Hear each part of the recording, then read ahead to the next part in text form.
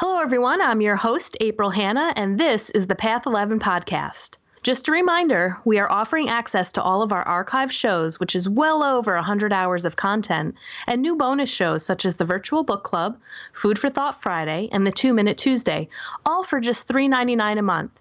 Think about it, guys. That's less than the cost of a pumpkin spice latte at Starbucks. Sign up for premium for just $3.99 a month. Now let's get to this week's show.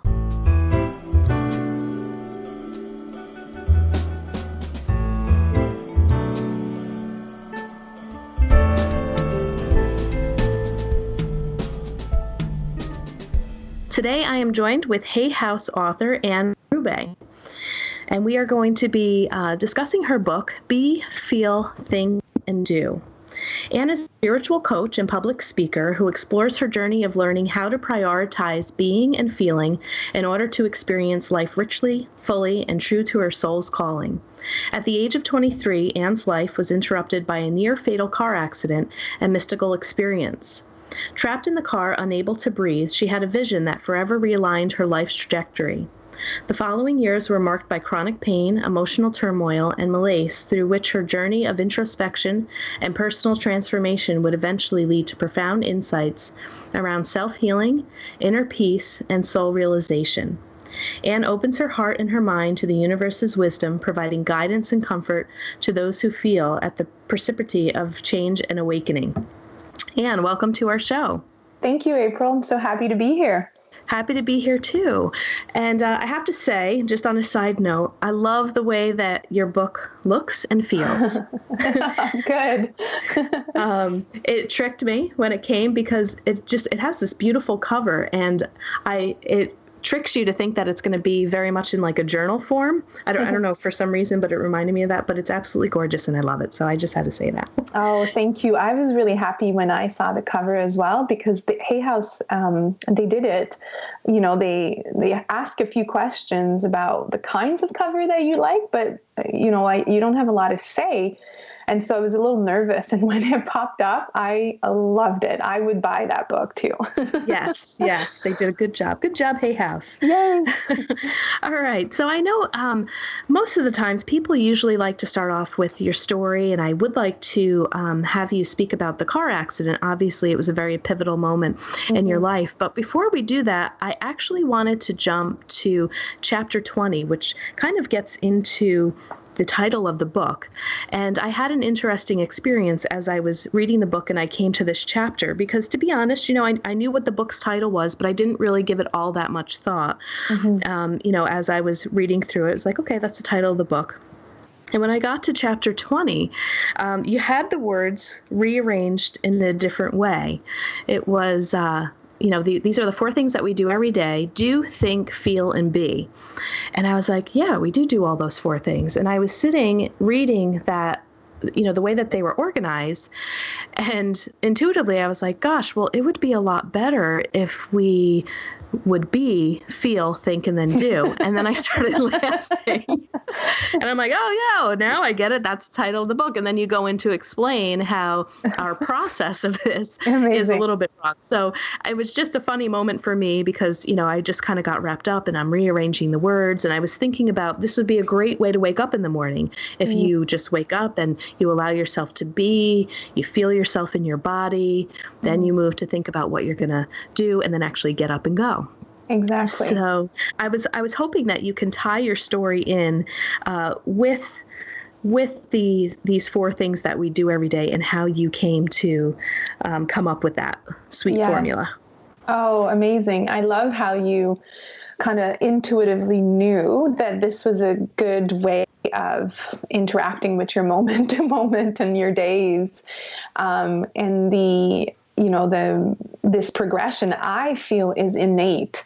Like, we know this innately, that home is in this being aware of where I'm at right now and what's going on inside my energetic being. And I know for some people that's abstract, but even just feeling the sensations of the air coming in and out of our lungs, or feeling the sensation of the blood rushing through my right hand or something like that, just to bring us home, to bring us here in this moment. And then from that place, thinking and doing have a different meaning because they are more creative and more insightful and different than maybe repeating over and over the same habits and thought processes that just don't serve us anymore.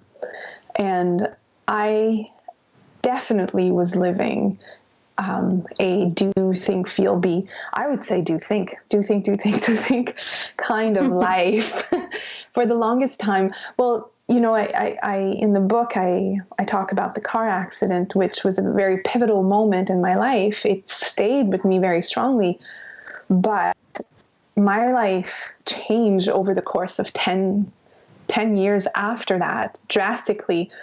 So it wasn't instantly that this way of being came into my life. So it wasn't, I had the car accident and then now I was a new person. No, not at all. So that's what the book is about, is that I explain the journey and describe this experience of trying and trying different things and remembering who you are and then forgetting, and sometimes forgetting for a couple years, and that's okay. Like just knowing that it's a journey, it's not a destination right away, and it's not a place where we should be. It's learning how to merge our self that we show to the world and that we are on a daily basis, and our highest self, our soul, our true unique signature, to have one existence, one reality, and one person, really one. And I think I know a lot of people who listen to this podcast or, you know,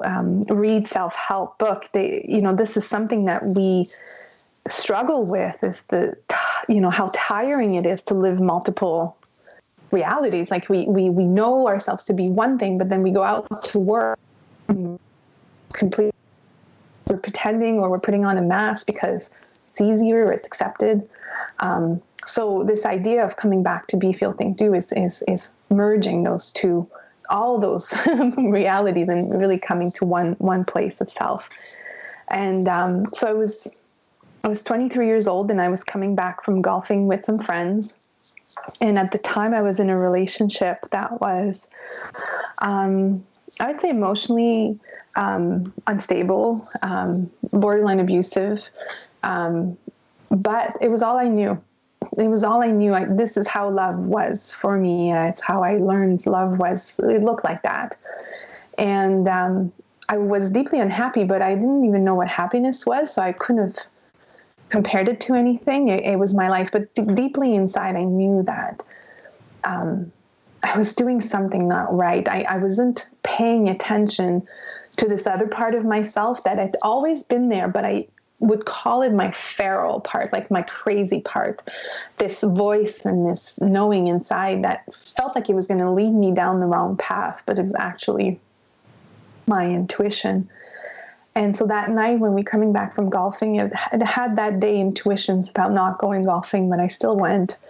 No offense to anyone who loves golfing, but I did not like golfing. I was indulging, the desire of my friends and my boyfriend at the time. And he took my partner at the time took a left turn into oncoming traffic, and a half-ton truck hit the car that I was in. And on the impact, my lungs partially collapsed and my liver lacerated in half, right in between the two lobes. And I was unconscious. And when I regained consciousness, I couldn't breathe. And so I panicked, and then I went back into this dark space of unconsciousness. And then that's when it happened. I had a vision, and it was more than a vision because I also felt when I was seeing. And what I was seeing is what unconditional love looked like in my life. It was the life that I was meant to live, but not the one I was actually living. Now I can say it's the life that I chose before I was born, the one I knew I could and wanted to live. But I was making the wrong choices. I could see all the people that I loved and that loved me, the meaningful relationships, what I did. But the feeling in my being was tremendous of this love that I had never fully experienced before. Not like that is for sure, but it felt more real than anything else in my life. So when I woke up the next day in the hospital, I made a promise to myself that I would change my ways, I would change my life. And I made a commitment to this vision, which was, only in retrospect can I say was who I really was. Wonderful. Thank you for sharing that story for our listeners who may be being introduced to you for the first time. And I also really enjoyed how you split your book up into two parts. I felt that you did a great job of bringing the reader through your journey. In part one, you have great stories. And, part two, I felt like it was more of the application of the things that you have learned. Mm-hmm. Yeah. And when I began writing the book, 8 years ago, it was a lot more prescriptive. My experience in academia had taught me how to write, and it was a lot less pleasant to read. The way that I learned how to write was not as fun and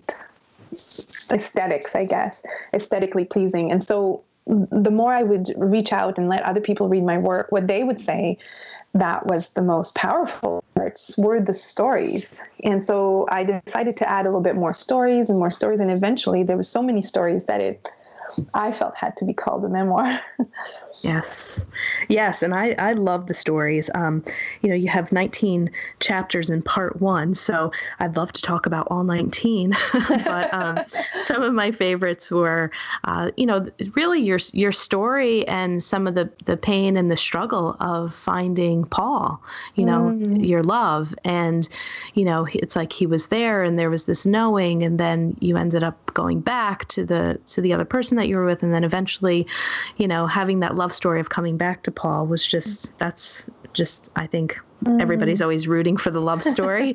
I really love that. And that had just some great synchronicity as well. And I just loved your honesty, because as a reader, you could really feel, the love and the pain that you were experiencing. I just felt like I was right there with you. So, I really loved that. And I found a lot of inspiration, too, in chapters 15 and 16.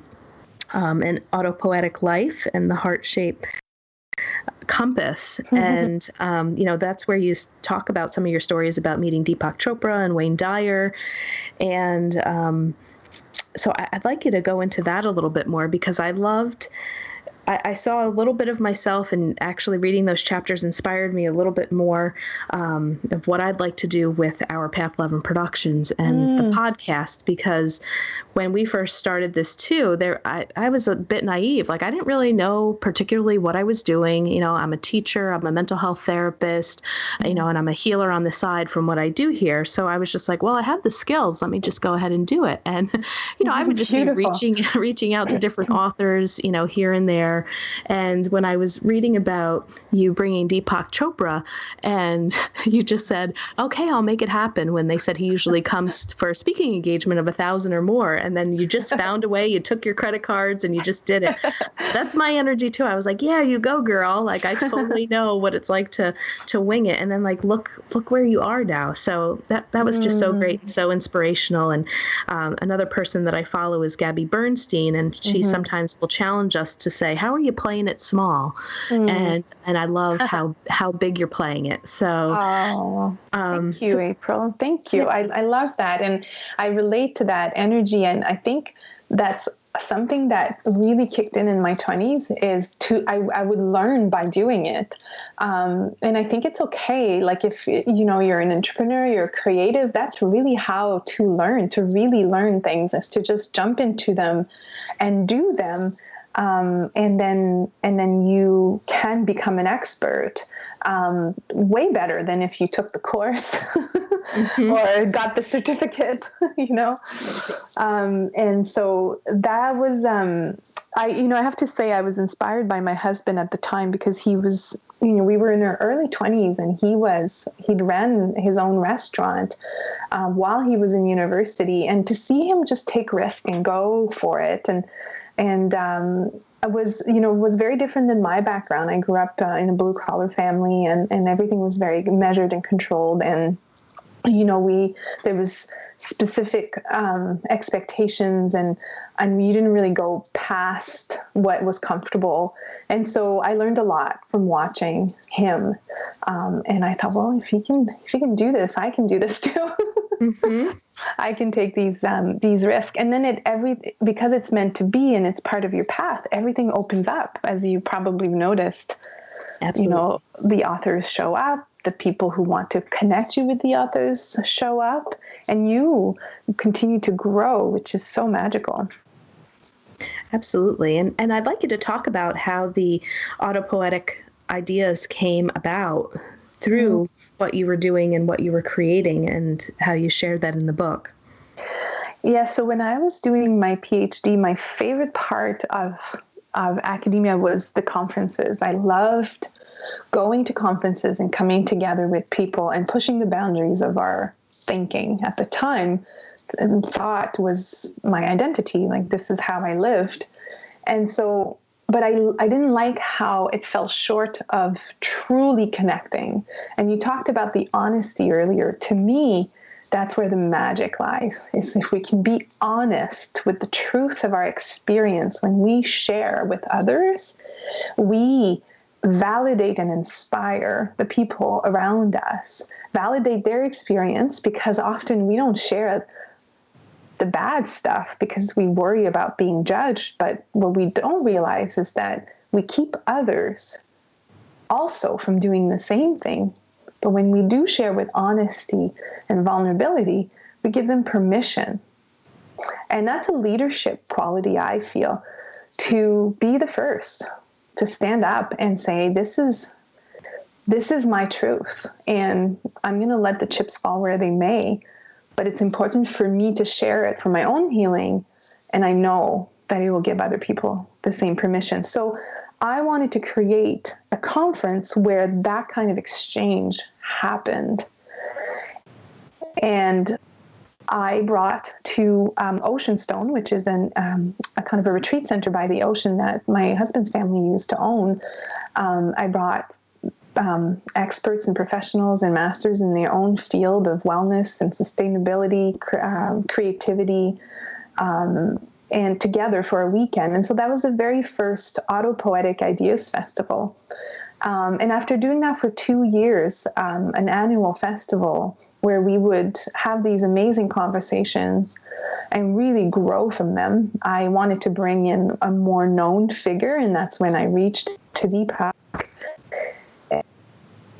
And I reached out to other people as well. Bill Clinton, like you, I just went out and I made the calls, and I would get emails back, and people were all very kind, but really Deepak's agent was the first one to give me the time of day. And she, I wasn't a producer. I just graduated from my PhD. I had a newborn. My daughter was a few months old, and but we talked on the phone for a while, and she said, yeah, let's give it a try. We've never been to Halifax. And so I'm really grateful for Gita for doing that.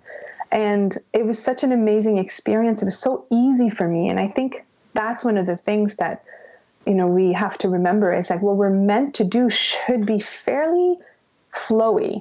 Like, we have the innate skills in us. Like, I used to do that when I was a kid. I would organize, plays and variety shows, and I'd do tickets and programs. And this is something I just did as a child, like in my neighborhood.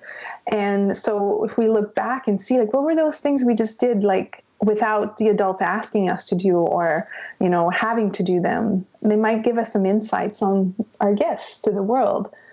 And so I just loved gathering. And so that was the beginning of the Autopoietic Ideas Festival. And we did it for 7 years, where we worked with, once you are able to have Deepak in your sphere, then it's easier to call Wayne Dyer, and it's easier to call Gabby Steen and say, well, I have experience now and I'd love to have you. So we've worked with, Anita Morjani, Greg Braden, Sirkin Robinson, Bill Davis, the Wheat Belly author, and Wayne Dyer and Gabby as well. Yeah, that's awesome. And one of the sweet parts of that story too, which, made me go back to my childhood, was when you were talking about as you were a young girl and how you would gather and you would set all these things up. And gosh, I hadn't gone back to, just think about, well, what did I do?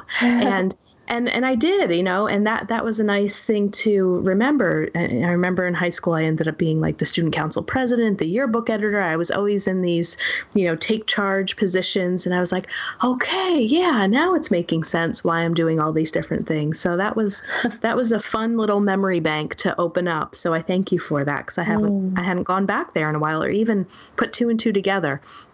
Yeah, it validates, right? It validates this innate knowing of what our gifts, our skills, what we came here with.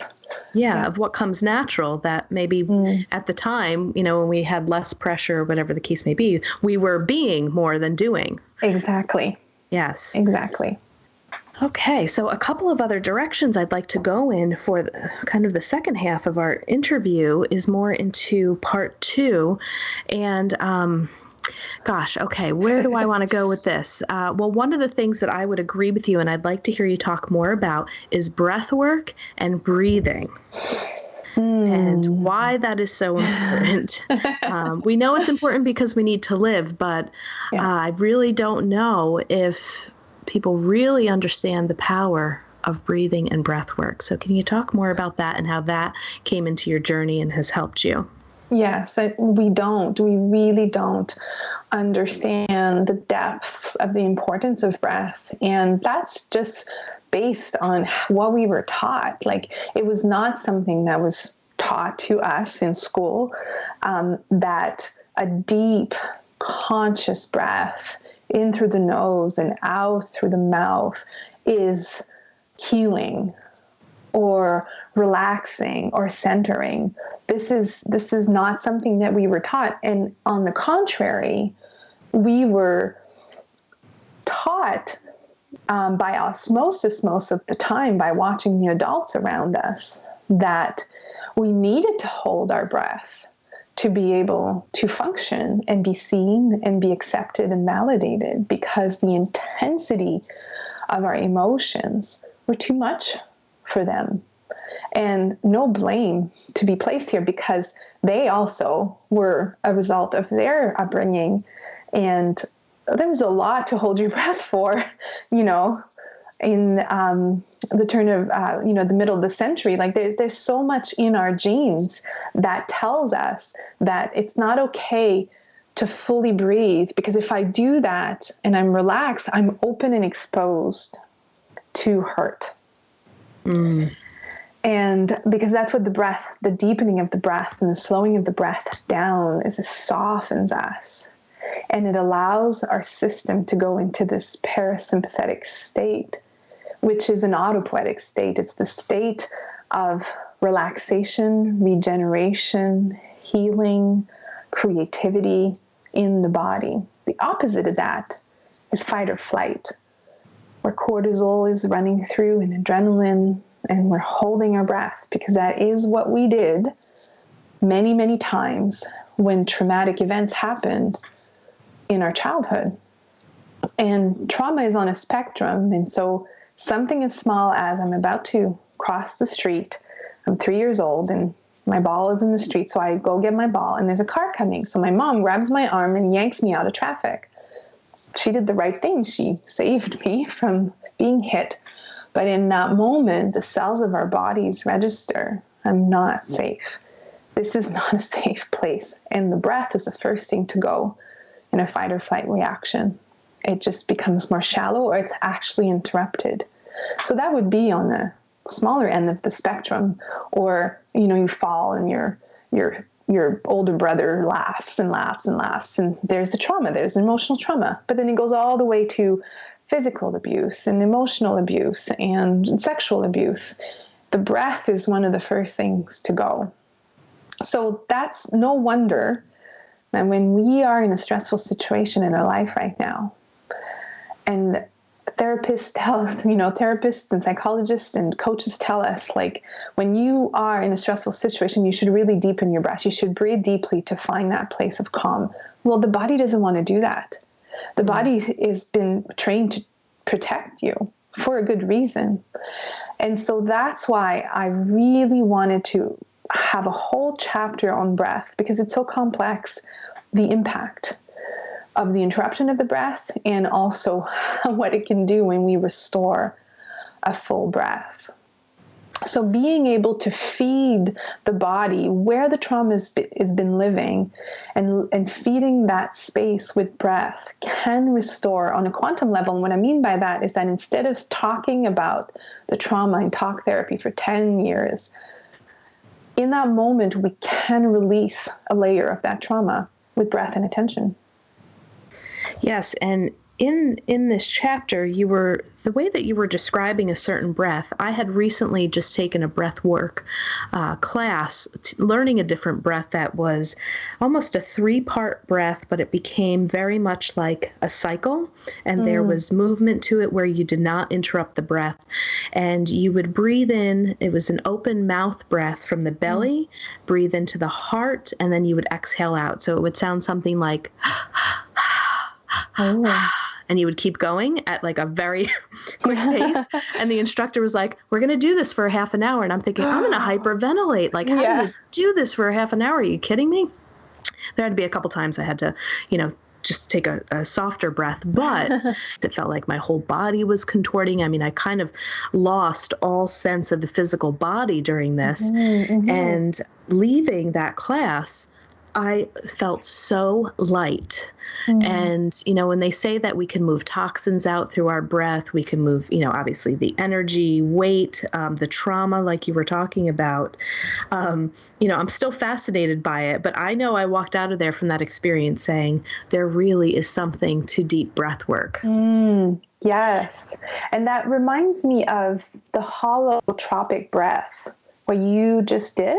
Okay. That David Simon, so the co-founder of the Chopra Center, who's passed away now, led us in a class through, and it was called the holotropic breath, and it was that what I call like a fire breath. So in Huna, the breath you did it's to ignite the fire inside yourself, and that is said to actually create a similar sensation to ayahuasca.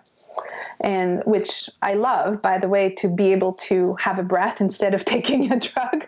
Like, I don't advocate that. And I know a lot of people do enjoy ayahuasca, but so I relate to your experience. I've done that, and it is quite freeing, because you can have a tangible experience of what else or who else you are beyond the boundaries of your body, because, as you said, your face, your limbs, they were disappearing, and you were tapping into who you really were. Yes. Well, and that's great to know, because I've interviewed a couple of people about ayahuasca, and I'm like, I am way too chicken to try that. I have no interest in trying it. So I didn't know that, that type of breath could elicit possibly that experience. So that's great to know too. You've already had the experience. I did. Yes. Yes. So the holotropic breath was a little different, where it was for 12 minutes. And then you stop instantly. And when you stopped, that's when you kind of traveled. Okay. Very cool. But you need, don't try that at home. You need a support group, because, you can tap into healing, and you need someone there to be there for you. Absolutely. And, I'm actually going to just take a slight right turn, because I do want to talk a little bit about this is kind of going back to part one, but your shamanism journey, and I know that you are doing some shamanic work as well, and I feel like that kind of ties in a little bit to what we were just talking about. And then I'd like to move more towards conscious intention and attention to things. But would you like to talk a little bit about, how you came into shamanism? I came into shamanism through Reiki. Because when I was attuned to Reiki, I had an experience of myself, almost like a download of that energy that was so palpable that I wanted to know more about this esoteric world. And having been so on the right, on the other side of that reality with academia, I think I wanted to swing the pendulum all the way back, as far back as I could, so I could kind of come back and find a middle for myself. So I went to Kauai to study with a shaman, Kahuna, and she is from a long lineage of Huna teachers, and Huna is the ancient tradition of spirituality of the Hawaiians, and she taught a branch of Huna called Lemurian Huna, where it went even back before the Hawaiians, came to the islands. It was Lemurians, in her opinion, and which I really resonated with. And so I studied with her. And so one of the things she talked about is how 30,000 years ago, we came from the Pleiades as star beings, the Pleiades, the star constellation. And we were living in this way that is very familiar to our soul, connected to each other, telepathically communicating, really connected to nature and the animals. And we were very etheric. And so there's a memory of time in our cells. And that's what she feels. And I absolutely agree that this kind of way of living is coming back on Earth after we've forgotten for so many years who we really are. And when I connected with her, she attuned me to an energy, a healing energy, from that Lemurian time. And instead of, the white light from Reiki, this for me manifests as a purple light. So I had the experience of being able to work on her as well, and feeling this tangibly in my body that, yes, I was absolutely a channel for this energy. And I came back home and I started working on people, putting my hands on them just like a Reiki practitioner would. But eventually I realized that I wasn't just the channel of that energy, that I was that energy. And so I stopped doing it in that way. I thought, when I speak and when I coach and when in presence of someone, like I am that energy, I don't need to put my hands on people. My words will be healing. My presence will be healing. The exercises I will guide people in the workshops will be healing. So that's how Huna has really come into my practice and into the work I do with people. But lately I started putting my hands on people again. So I think I forgot how I needed that as an entry point, because it was very important for me to feel that energy first in order to understand what to do with it. And sometimes feeling an energy by someone putting their hands on you can be the way into this world, this crazy world of energy and spirituality and shamanism. Yes. Well, yeah. And thank you for saying all that too. I think that's great for all the energy workers and light workers out there that are listening to this show. I think that there is something too very healing about physical touch. And once you get to a point where you really do understand energy and you understand it like you just described it, where we don't necessarily need to touch people because you are that energy, that healings can still occur. But I would agree with you. I do love being able to touch my clients as well, and administer Reiki and different healing. However, one of my teachers once told me, I was doing a medical intuition class, and she said, okay, I'm going to have you guys look into each other's bodies. And most of us were Reiki practitioners in this training. And what was the first thing we all did? We went to grab and touch each other. And then she said, okay, now that you guys are done, she's like, I want you to let go of your rules. She's like, you don't need to touch in order to see, But I do find that there is something, also very nice about being able to have that entry point like you talked about, and also just the power of touch and how healing that can be. Mm-hmm. And I think on the path of a healer, there's has to come this point where they really realize that they are not just a vessel for God, but they are it. So, and or source or universe, right? And not in an ego way, not in a vanity kind of way, but in an ownership of the eternity and the universal isness that is you. And that you don't have to give your power away to something outside of yourself. So sometimes, Reiki can be something I can't be or do anything if I don't have this Reiki prayer. So I love the rules, like letting go of the rules, because as a healer, we always have to shed our concepts of the work we do and who we are, even if they are very expansive concepts. Like even if we feel like, I remember Deepak teaching us about this sutra that was called, it was, what was it? It was Aham Brahmasmi, and it means I am the universe.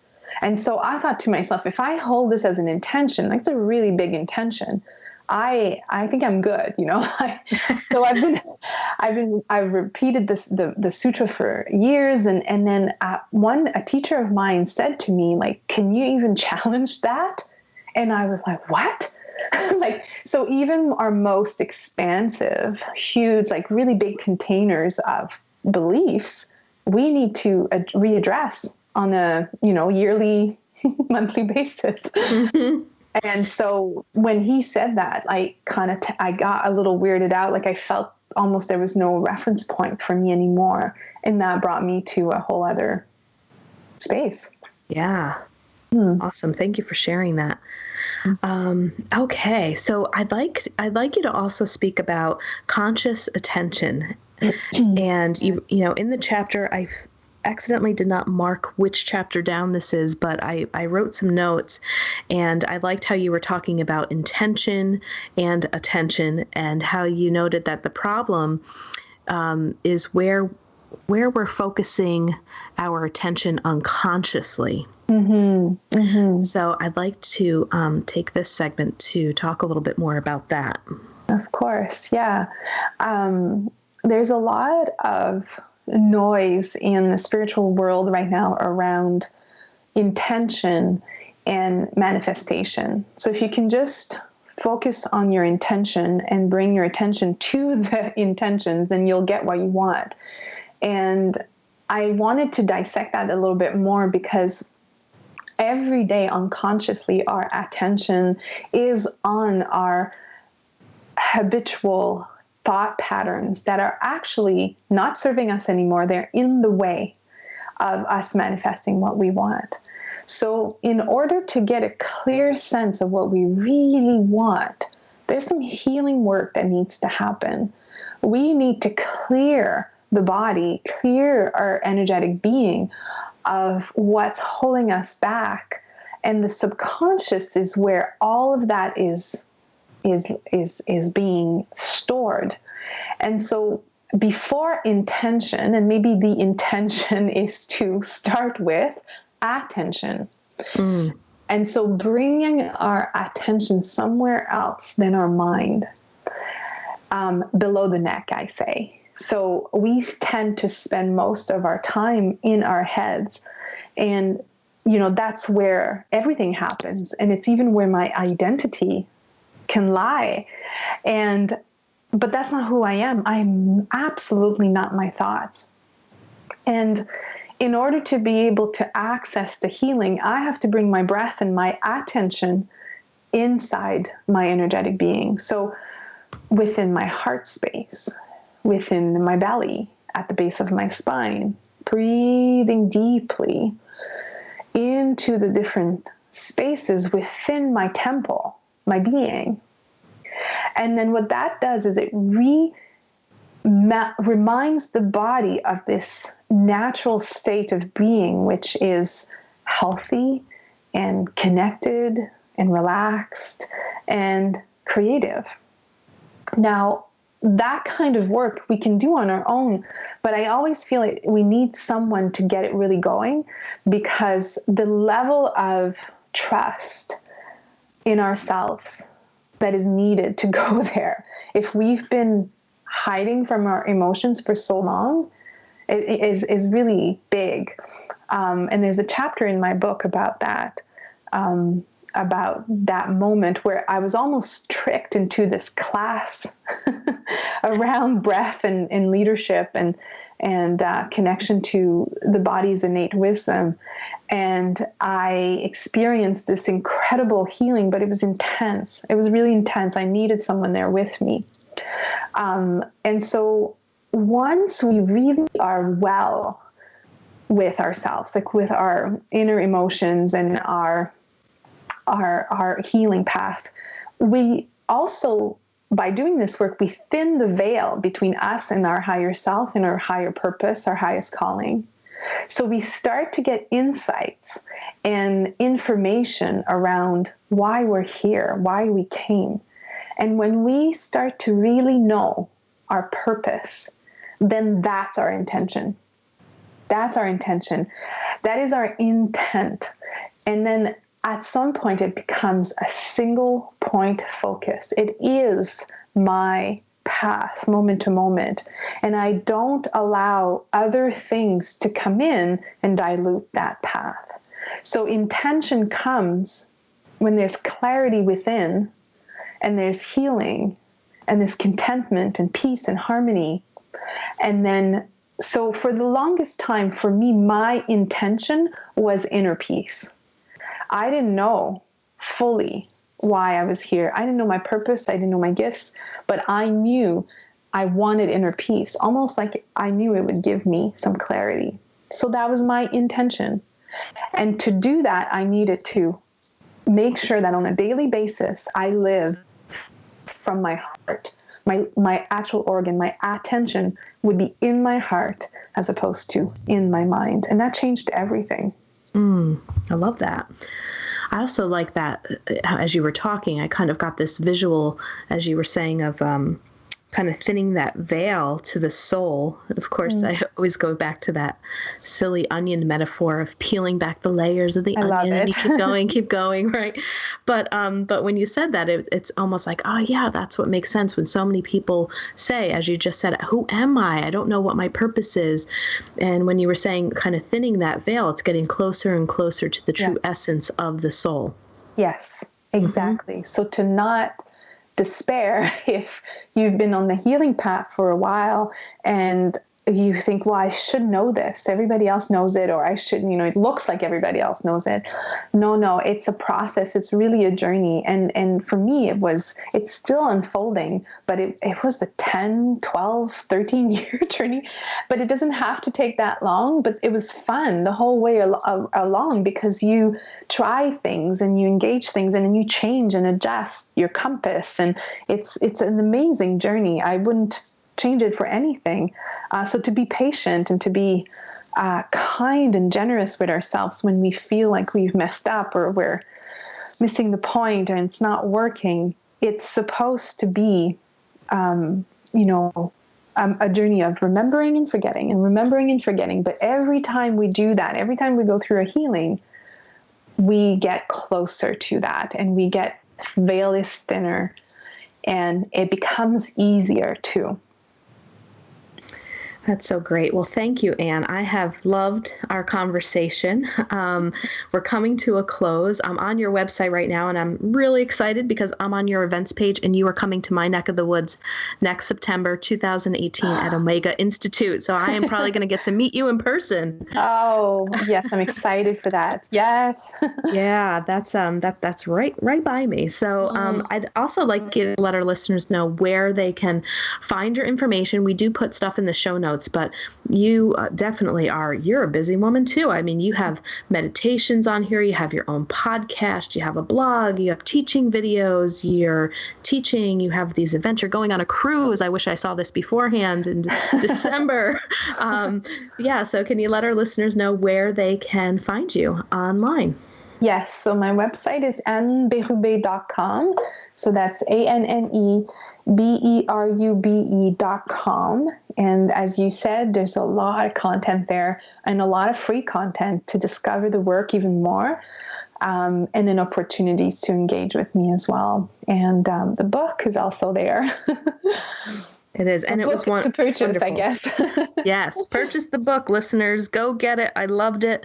I know that you guys will love it too. And thanks again, Anne. This was a great interview. And, you're doing great work in the world. Keep it up. I'm really excited. I hope that I get to that training in September and get to meet you in person. That would be really, really nice. Well, congratulations on your work as well, April. I really appreciated our time together today. Thank you. Well, I hope you all enjoyed that show, and don't forget to sign up for our premium service with over 100 hours of interviews, as well as our new segments such as 2-Minute Tuesdays, Food for Thought Fridays, as well as the virtual book club on Thursdays. All of these extra segments are only available for our premium subscribers. Visit the podcast section of our website at path11productions.com to learn more or to start your subscription for only $3.99 a month. If you're not interested in a premium subscription, you can still use our smartphone app for both Android and iPhones. Just search for Path 11 in the Google Play App Store, or if on an iPhone, look for Path 11 in the iOS App Store. Of course, you can still catch our latest 5 interview shows at any time by subscribing to the Path 11 podcast in Apple Podcasts, Google Podcasts, Stitcher Radio, and iHeartRadio. If you want more information about our films, visit our website, path11productions.com, to purchase DVDs or to rent and stream each film. You can also find our trilogy of films on iTunes, Amazon Prime, and Gaia.com. Catch you next time.